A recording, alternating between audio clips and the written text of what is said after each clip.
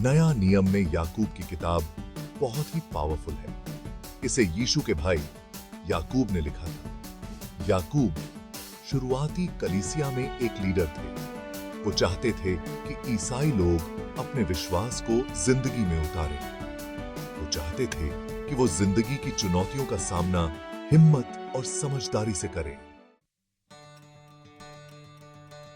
जिंदगी चुनौतियों से भरी है। हर दिन हम किसी न किसी प्रकार की कठिनाई का सामना करते हैं।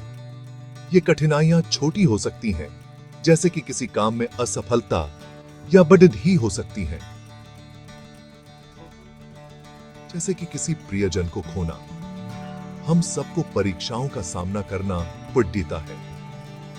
ये परीक्षाएं हमें परखती हैं और हमारे धैर्य और सहनशीलता को चुनौती देती हैं।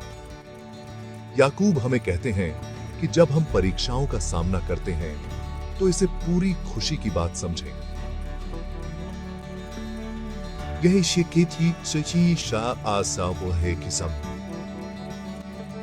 ये एक अनोखा दृष्टिकोण है जो हमें सिखाता है कि कठिनाइयों में भी खुशी ढूंढी जा सकती है। इसका मतलब ये नहीं है कि हमें तकलीफ में मजा आता है, बल्कि इसका मतलब है कि हम समझते हैं कि ये परीक्षाएं हमें मजबूत बना सकती हैं और हमारे चरित्र को निखार सकती हैं।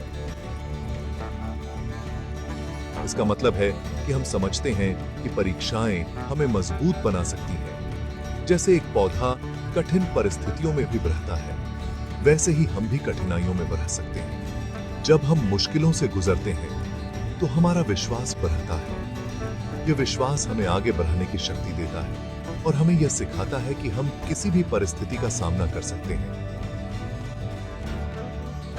इस बढ़ोतरी से दृढ़ता आती है।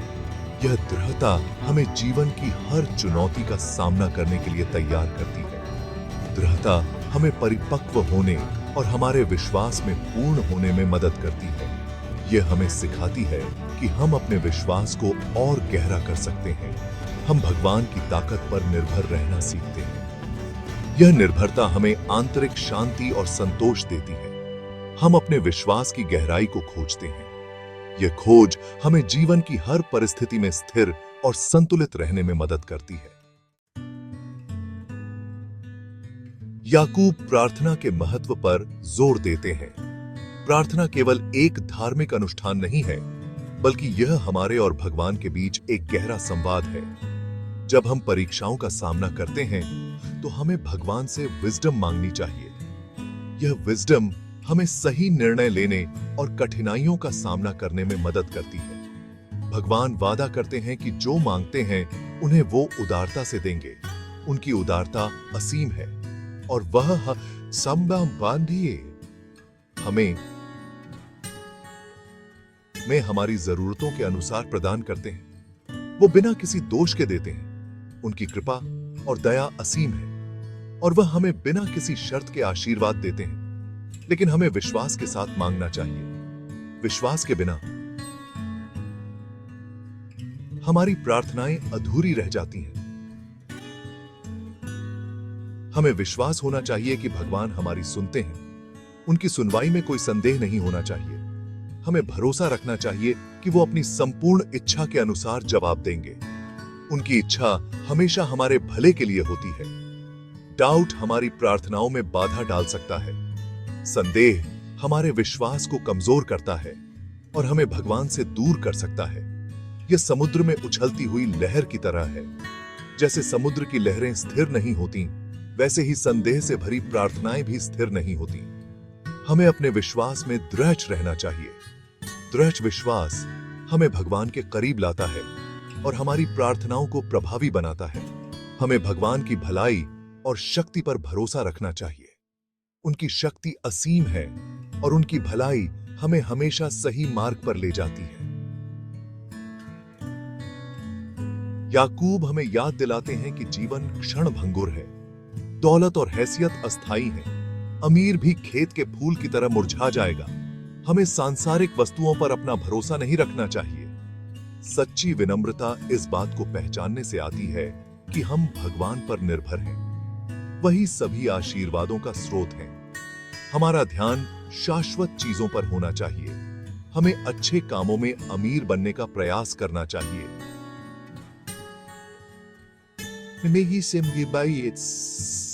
हमें उदार होना चाहिए और साझा करने को तैयार रहना चाहिए।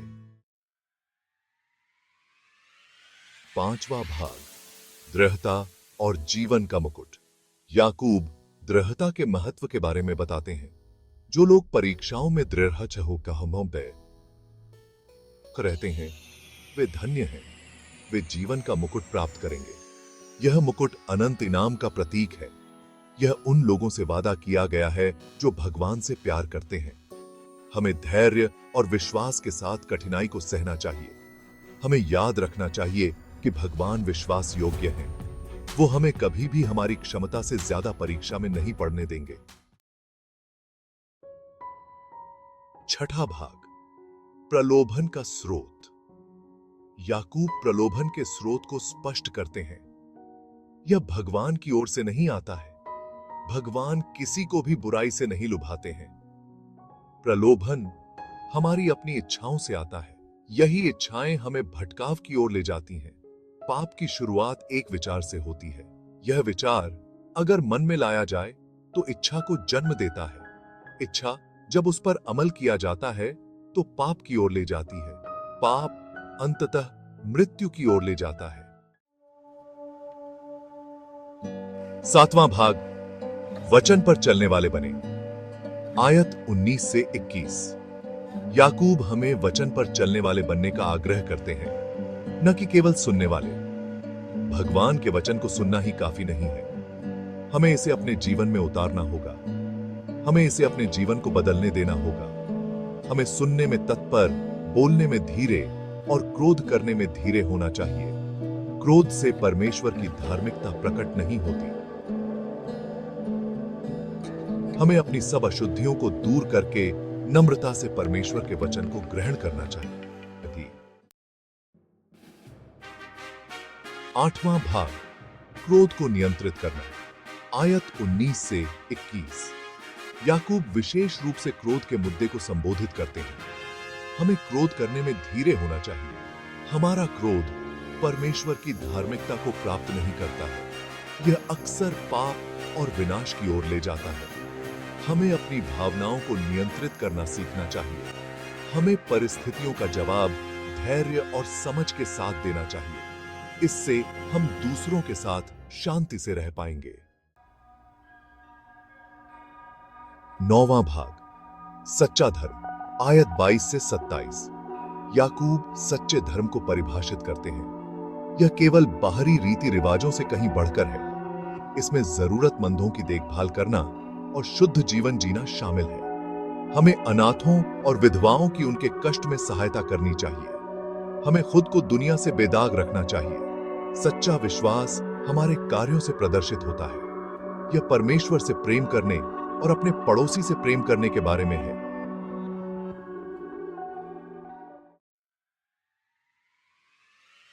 10वां भाग, अपने विश्वास को जीना।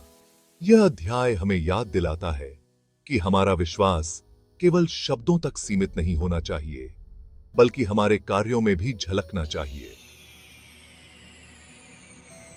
याकूब अध्याय 1, कार्य करने का आह्वान है। यह हमें सिखाता है कि केवल सुनने वाले नहीं, बल्कि करने वाले भी बने। यह हमें अपने विश्वास को व्यावहारिक तरीकों से जीने के लिए प्रोत्साहित करता है। जब हम दूसरों की मदद करते हैं, तो हम अपने विश्वास को जी रहे होते हैं। हमें खुशी के साथ परीक्षाओं का सामना करना है, क्योंकि ये परीक्षाएं हमारे विश्वास को मजबूत बनाती हैं। अटूट विश्वास के साथ प्रार्थना करनी है, क्योंकि प्रार्थना में शक्ति है और यह हमें ईश्वर के करीब लाती है। और कठिनाइयों से गुजरना है। कठिनाइयां हमें सिखाती हैं कि हम कितने मजबूत हैं और हमें ईश्वर पर भरोसा करना सिखाती हैं। हमें वचन पर चलने वाला बनना है, क्योंकि वचन हमें सही मार्ग दिखाता है और हमें सही दिशा में ले जाता है। अपने क्रोध को नियंत्रित करना है, क्योंकि क्रोध हमें गलत रास्ते पर ले जा सकता है। और सच्चे धर्म का पालन करना है। सच्चा धर्म वह है जो दूसरों की सेवा में निहित है। आइए हम ऐसे जीवन जीने का प्रयास करें जो याकूब की शिक्षाओं को दर्शाता हो। एक ऐसा जीवन जो सरल, विनम्र और सेवा भाव से भरा हो। आइए हम अपने विश्वास, प्रेम और अच्छे कार्यों के लिए जाने जाएं। जब हम अपने विश्वास को जीते हैं तो हम दुनिया को एक बेहतर स्थान बनाते हैं।